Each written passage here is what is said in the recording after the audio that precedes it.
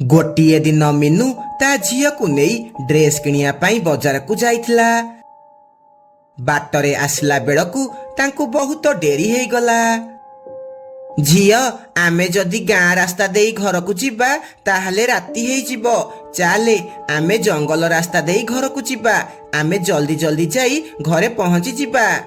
हौ मां ठीक अछि चाले जीवा। एहा कही सेमाने दुई जण जंगल रास्ता देई जीवाकू लागिले। किंतु जंगल रास्तारे गोटे बड़ आंब बगीचा थिला। से गछरे गोटे भयंकर डाहाणी रहुथिला। मीनू आउ गुड्डी सेही रास्ता देई घर को जाउथिले। डाहाणी से दुई जण को जाउथिबार देखिदेला। अरे बा दीटा चढ़ई माँ पिला जाउछंती। बहुत दिन हेला चढ़ई मांस खाइनी। जाउची ए छुआ चढ़ई को आनी बिहेरी आउ ताकू आजी तरकारी खरी खाइबी। एहा कही डाहाणी सेमानंक पछे पछे गला। आउ गुड्डी को नेई सीधा से आंब गछरे पसिगला। किछि बाट गला परे मीनू जेतेबेले पछकू देखिला गुड्डी सेठी नाही। आरे गुड्डी तू कुआडे गलु? मो झियो तो मो सह आसुथिला ताहले से कुआडे गला? किए ताकू नेई गला? एबे मु कोन करिबी? कोउठी ताकू खोजिबी? सेपटे गुड्डी डाहाणी पाखरे कांदीबाकू लागिला। मते छाड़ी दियो मु मो माँ पाखकू जीबी। मते छाड़ी दियो। मते काईकी एठाकू आनिच? मते दया करी मो माँ पाखरे नेई छाड़ी दियो। ए पिला पाटी चुप कर नहले तते एबे कंचा खाई देबी। तते मु एबे खाइबिनी। तो भई दुई तीन जण पक्षी मानकू एका साथीरे बळी देई तम रक्त पीला परे मु अमर हे जीबी। अमर तापरे केही मोर किछि भी करि परिबेनी। सेपटे मीनू ता झियकू बहुत खोजिबाकू लागिला। शेषकू से निराश हेई घर को चली गला। एमिति किछि दिन बीतीगला। गोटिए दिन संध्या बेले जगू घर बाहरे खेलुथिला। सेतिकी बेले काळू काऊ सेठाकू आसिला। हई रे जगू तते कोन समय देखा जाउनी? संध्या हेलानी तू बाहरे कोन बुलुचू? जा जल्दी घर को जा पाठ पढ़िबू। ना बापा मु घर को जीबिनी मु आहुरी खेलिबी। जगू ता बापा कथा न सुनी खेलिबाकू लागिला। काळू रागिकी घर भीतर को पळेइला। सेतिकी बेले सेही डाहाणी सेही बाट देई जाउथिला। तार नजर जगू उपरे पड़िला। मते आजी मिली गला मो मन मोइना। जाहाकू मु खोजुथिली से मते मिली गला। जाउची आउ डेरी न करी याकू नेई चली जीबी। एहा कही से डाहाणी जगू को नेई सेठारु चली गला। एमिति से डाहाणी सबु दिन करिबाकू लागिला। एकुटिया पिला देखिले ताकू नेई सेठारु चली जाउथिला। एमिति पिला सबु गायब हेबारु पक्षी माने बहुत चिंतारे पड़ी गले। आम पिला मानकू किए चोरेई की नेई जाउची? काली काळू भाईर पुओ जगू को भी किए चोरेई की नेई गला। एबे आमे कोन करिबा? ना आमे एमिति केते दिन चुप हेकी रहिबा? आमको खोजिबाकू पड़िबो किए एमिति आम पिला मानकू चोरेई की नउची। हेले आमे कोन करिबा? मो मुंडकू किछि भी उपाय आसुनी। चालो आमे गोटे काम करिबा। आमे आज राती रे बंटी घरे लुचिकी बसिबा आउ देखिबा किए आम जंगल को आसुची। एमिति किछि समय परे राती हेला। सबु पक्षी बंटी घरे आसी जमा हेले। आरे आसीगल समस्ते हौ आमे एबे लुचिकी देखिबा किए आसिकी पिला मानकू सबु चोरेई की नउची। किछि समय परे से डाहाणी पिला मानकू खोजी खोजी बंटी घर पाखकू आसिला। आरे आजी कोन केही भी पिला बाहरे बुलु नाहंती? एमिति हेले तो बहुत असुविधा हेई जिवो। ना काली मु पुणी आसीबी आउ जेमिति हेले गोटे पिला नेई की ही जिबी। डाहाणी को देखी समस्ते बहुत डरी जांती। ताहले एई डाहाणी आम पिला मानकू नेई जाउची। एबे आमे कोन करिबा? आउ आम पिला मानकू केमिति उद्धार करिबा? आमे चाहिले भी ए डाहाणीर किछि भी करि परिबानी। आरे तमे माने व्यस्त हुअनी। मु जणे तांत्रिक बाबा को जानिची। से ही आम पिला मानकू से डाहाणी कबळरू बंचेई पारिबे। एहा कही समस्ते तांत्रिक बाबा पाखकू जांती। ଆଉ ତାଙ୍କୁ ସବୁ କଥା କୁହନ୍ତି। ତମେ ମାନେ ବ୍ୟସ୍ତ ହୁଅନି, ମୁଁ ଜାଣିଛି ସେ ଡାହାଣୀ ତମ ପିଲାମାନଙ୍କୁ ନେଇ କୋଉଠି ରଖିଛି, ଚାଲ ମୋ ସହ। ତାପରେ ତାନ୍ତ୍ରିକ ବାବା ସେମାନଙ୍କୁ ନେଇ ଡାହାଣୀ ରହୁଥିବା ଆମ୍ବ ବଗିଚା ପାଖକୁ ନେଇକି ଯାଏ।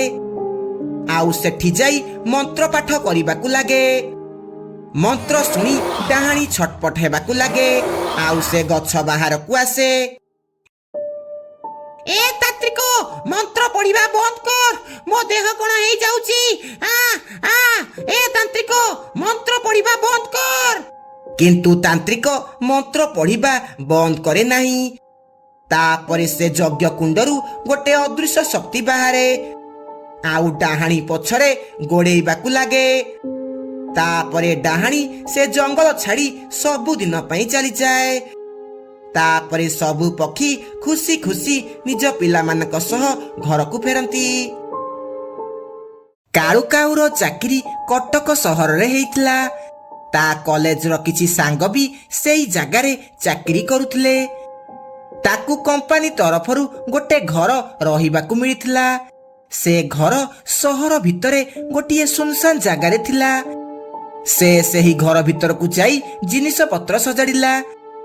ତାକୁ ବହୁତ ଜୋରେ ଶୋଷ ଲାଗିଲା, କିନ୍ତୁ ସେ ଘରେ କିଛି ବି ପାଣିର ବ୍ୟବସ୍ଥା ନଥିଲା। ସିଟ୍ୟାର, ବହୁତ ଜୋରେ ଶୋଷ ହେଲାଣି, କିନ୍ତୁ ଏ ଘରେ ପାଣି ପିଇବାର କିଛି ବି ବ୍ୟବସ୍ଥା ନାହିଁ। ଆଖପାଖରେ କିଛି ଘର ବି ନାହିଁ। କାହାକୁ ଯାଇ ପାଣି ମାଗିବି? ଏବେ ମୁଁ ପାଣି କୋଉଠୁ ଆଣିବି? ଏହା କହି ସେ ଝରକା ଯେମିତି ଖୋଲିଛି, ସେ ଗୋଟେ କୂଅ ଦେଖିଲା। ଆରେ ବା, ଏଠି ତ ଗୋଟେ କୂଅ ଅଛି, ଯାଉଛି ବାଲ୍ଟି ନେଇ ପାଣି ଆଣିକି ଆସିବି। ଏହା କହି କାଳୁ ବାଲ୍ଟି ନେଇ କୂଅ ପାଖକୁ ଗଲା।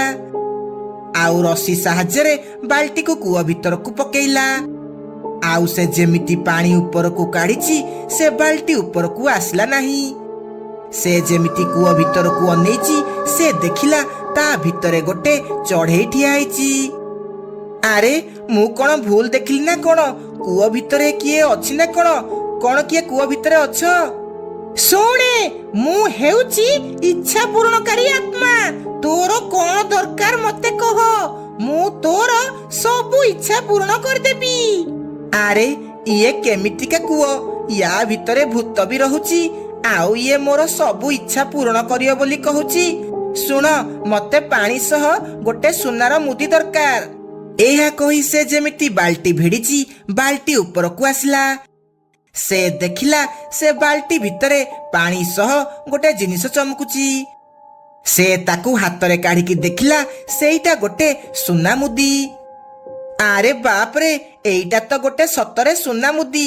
ଏ ଭୂତକୁ ଯାହା କହିଲେ ଇଏ ତ ସେଇଆ ଦଉଛି।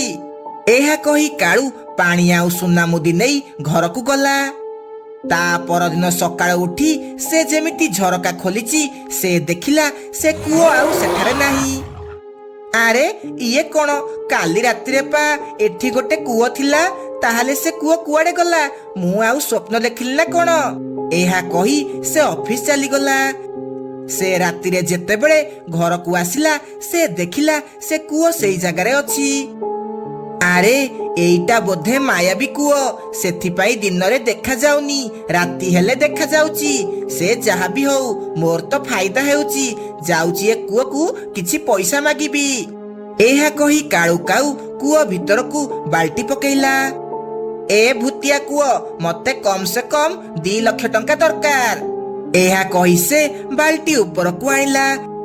ସେ ଦେଖିଲା ସେ ବାଲ୍ଟି ଭିତରେ 2 ଲକ୍ଷ ଟଙ୍କା ଅଛି।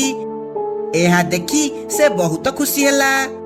ତା ପରଦିନ କାଳୁ ଯେତେବେଳେ ଅଫିସରୁ ଘରକୁ ଆସିଲା, ସେତିକି ବେଳେ ତା ସାଙ୍ଗ ମିନୁର କଲ୍ ଆସିଲା। ଆରେ କାଳୁ, କେମିତି ଅଛୁ? ଆମେ ବହୁତ ଦିନ ହେଲା ଦେଖା ହେଇନେ। କାଲି ମୁଁ ଆଉ ପିଙ୍କି ତତେ ଢାବାରେ ଦେଖା ହେବୁ, ଠିକ ସମୟରେ ଆସିବୁ ହେରି। ଏହା କହି ମିନୁ ଫୋନ କାଟିଦିଏ। ଏତେ ଦିନ ପରେ ମିନୁ ଆଉ ପିଙ୍କି ସହ ଦେଖା ହେବି, ତାଙ୍କୁ କିଛି ଭଲ ଗିଫ୍ଟ ଦେବାକୁ ପଡିବ। ଆଇଡିଆ, ଯାଉଛି ସେ ମାୟାବୀ କୂଅକୁ କିଛି ଭଲ ଗିଫ୍ଟ ମାଗିବି। ମୋର ପଇସା କିଏ ଖର୍ଚ୍ଚ କରିବ? ଏହା କହି କାଳୁ ସେ କୂଅ ପାଖକୁ ଗଲା। ଆଉ ବାଲ୍ଟି ତା ଭିତରେ ପକେଇଲା। ମତେ ଆଜି ଗୋଟେ ସୁନାର ନେକଲେସ ଆଉ ଗୋଟେ ସୁନାର ବ୍ରେସଲେଟ ଦରକାର। ଏହା କହି କାଳୁ ଯେମିତି ବାଲ୍ଟି ବାହାର କଲା, ସେ ବାଲ୍ଟି ଭିତରେ ସୁନା ନେକଲେସ୍ ସହ ବ୍ରେସଲେଟ୍ ବି ଥିଲା। ଏହା ଦେଖି ସେ ବହୁତ ଖୁସି ହେଲା, ଆଉ ତାକୁ ନେଇ ଘରକୁ ଗଲା। ତା ପରଦିନ ଅଫିସ ପରେ କାଳୁ ମିନୁ ଆଉ ପିଙ୍କି ସହ ଢାବାରେ ଦେଖା ହେଲା। ଏତେ ଦିନ ପରେ ତମ ଦୁଇ ଜଣଙ୍କ ସହ ଦେଖା ହେଇ ବହୁତ ଭଲ ଲାଗିଲା। ଇଏ ନିଅ, ମୁଁ ତମ ଦୁଇ ଜଣଙ୍କ ପାଇଁ ଗିଫ୍ଟ ଆଣିଛି।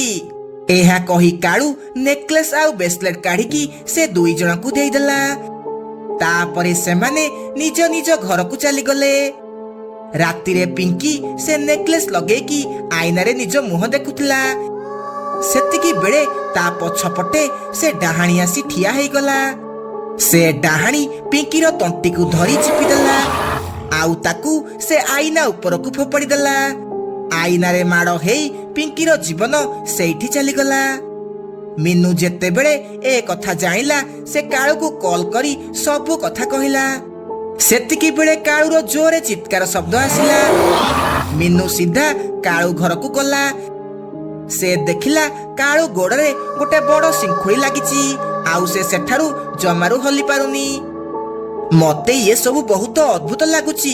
ତୁ କଣ ପାଇଁ ସେ କୂଅ ବିଷୟରେ କିଛି ନ ଜାଣିକି ତାକୁ ସବୁ ଜିନିଷ ମାଗୁଥିଲୁ? ତୁ ଗୋଟେ କାମ କରେ, ତୁ ଆଜି ରାତିରେ ତାକୁ ପଚାରେ ସିଏ କଣ ପାଇଁ ତୋ ଗୋଡରେ ଶିଙ୍ଖୁଳି ବାନ୍ଧିଛି। ମୁଁ ସବୁ ଲୁଚିକି ଦେଖିବି, ହେଲା? ତାପରେ କାଳୁ ସେ କୂଅ ପାଖକୁ ଗଲା। ମିନୁ ଗୋଟେ ଗଛ ମୂଳେ ସବୁ ଲୁଚିକି ଦେଖୁଥିଲା। ତୁ କିଏ, ଆଉ ତୁ କଣ ପାଇଁ ଏ ଶିଙ୍ଖୁଳି ମୋ ଗୋଡରେ ବାନ୍ଧିଛୁ? ତୁ କଣ ପାଇଁ ସେ ପିଙ୍କିକୁ ମାରିଦେଲୁ, କହ ମତେ? କାହିଁକି ନା ତତେ ମୁଁ ଯାହା ଜିନିଷ ଦଉଛି ତାକୁ କେବଳ ତୁ ହିଁ ବ୍ୟବହାର କରିପାରିବୁ। ଯଦି ତୁ ତାକୁ ଆଉ କାହାକୁ ଦବୁ ତାହେଲେ ତାକୁ ମରିବାକୁ ପଡିବ। ତାହେଲେ ତୁ ଏଥିପାଇଁ ପିଙ୍କିକୁ ମାରିଦେଲୁ?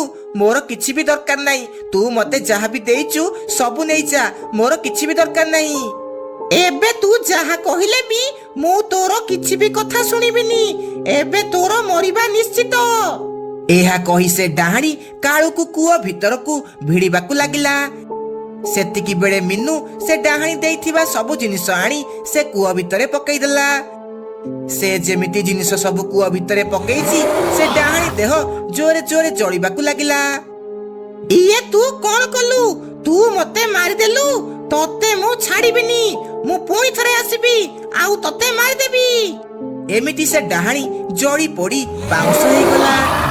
ତାପରେ କାଳୁ ସେ ଘରେ ଖୁସି ଖୁସି ରହିବାକୁ ଲାଗିଲା।